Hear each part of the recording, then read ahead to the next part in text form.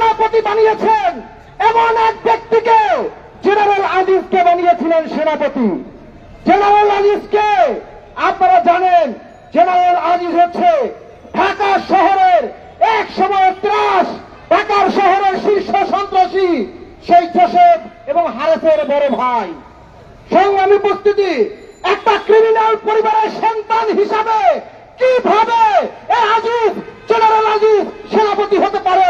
একটা সভ্য সরকার কোনদিনও জেনারেল আজিজের মতো একজন কুলাঙ্গারকে সেনাপ্রধান বানাতে পারে না।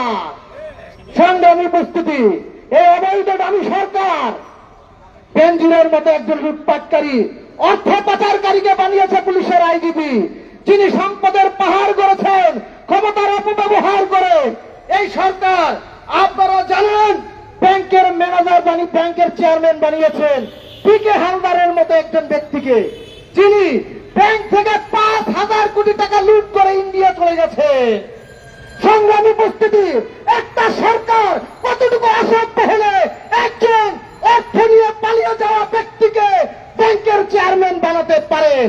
সংগ্রামী উপস্থিতি, আপনারা জানেন বাংলাদেশের সবচেয়ে বড় ঋণ খেলাপিকে জানেন না সবাই, কিন্তু কেউ বলবেন না, কারণ ভাসুরের না মুখে নিতে নয়।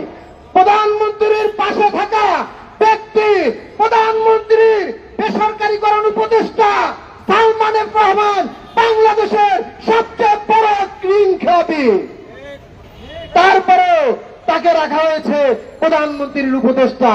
সংগ্রামী উপস্থিতি, আপনারা জানেন বাংলাদেশের বিদ্যুৎ উৎপাদনের মতো একটা গুরুত্বপূর্ণ সেক্টরকে তুলে দেওয়া হয়েছে আজিজ খানের মতো একজন মাফিয়ার হাতে, যিনি বাংলাদেশ থেকে এই বিদ্যুৎ কুইক রেন্টাল থেকে 21,000 কোটি টাকা লুট করে সিঙ্গাপুরে পাচার করেছে এবং সিঙ্গাপুরে সেরা ধনীদের একজনে পরিণত হয়েছে। সংগ্রামী উপস্থিতি, আপনারা জানেন ওয়াসার এমডি বানানো হয়েছে তাসকিনকে। আপনারা জানেন কে এই তাসকিন? আপনারা জানেন বিগত বছরের পর বছর যিনি সরকারের এই গুন্ডা মাফিয়া বাহিনীর সম্পদ পাহারা দিচ্ছে আমেরিকায়, সেই একজন ব্যক্তি যিনি বাংলাদেশে থাকতে পারেন না, যিনি সরকারের এই বড় বড় কর্তা ব্যক্তিদের সম্পদ আমেরিকাতে পাহারা দেয়, সে তাসকিনকে বানানো হয়েছে ওয়াসার এমডি।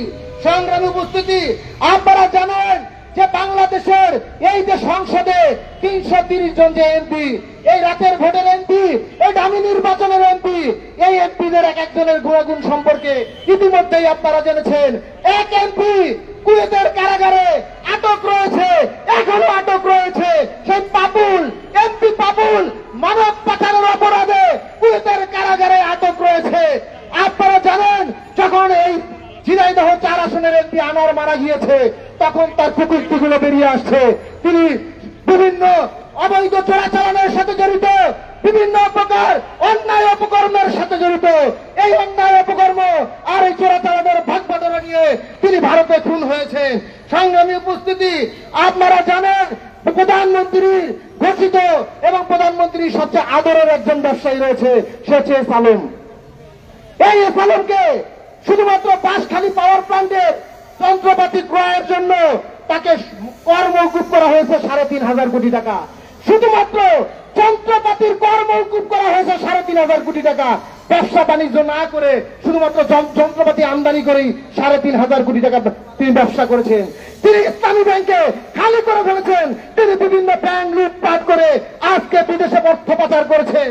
সংগ্রামী উপস্থিতি, শুধু তাই নয়, আপনারা জানেন এই যে অবৈধ সরকারের যে সমস্ত এক র্যাবের কর্মকর্তা, যিনি কোনটাকে ভাড়ায় মানুষ খুন করত, যিনি ভাড়ায় সেই নারায়ণগঞ্জের শীতলক্ষায় 7 জন শ্রমিককে গুলি করে শ্বাসরোধ করে হত্যা করে পেটে সুই দিয়ে পেট ফেলে তারপরে পানিতে ভাসিয়ে দিয়েছিলেন। এরাই হচ্ছে সরকারের সেই কর্তা ব্যক্তি। আজকে সরকারের প্রত্যেকটা জায়গায় জায়গায় পচন ধরেছে। আপনারা কোথায় মলম লাগাবেন, কোথায় ওষুধ খাওয়াবেন? কাজ হবে না, মলমে কাজ হবে না, ওষুধে কাজ হবে না। এই সরকারকে উচ্ছেদ না করা পর্যন্ত কোনোভাবেই সুশাসন, গণতন্ত্র ফিরিয়ে আনা সম্ভব নয়।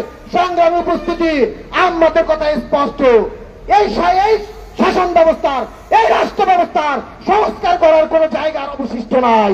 এই রাষ্ট্র ব্যবস্থাকে সকলে ভেঙে ফেলে নতুন করে জনগণের রাষ্ট্র করে তুলতে হবে। এজন্য আমাদেরকে শিক্ষা নিতে হবে এই রিক্সা শ্রমিকদের আন্দোলন থেকে। সংগ্রামী উপস্থিতি, রিক্সা শ্রমিক ভাইরা দেখিয়ে দিয়েছেন কিভাবে আন্দোলন সফল করতে হয়, কিভাবে দাবি আদায় করতে হয়।